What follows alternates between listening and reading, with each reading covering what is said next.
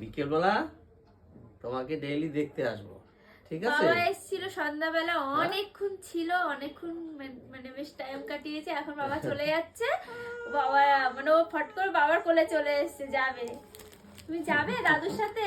যাবে আমার সাথে? হ্যাঁ, যাবে? মামার বাড়ি যাবে? হ্যাঁ, যাবে তুমি? আমরা কয়েকদিন পরে যাব। যাবা? ই বাবা, দেখো না। টাটা টাটা দিদি। বাবা শোনা বাবাটা,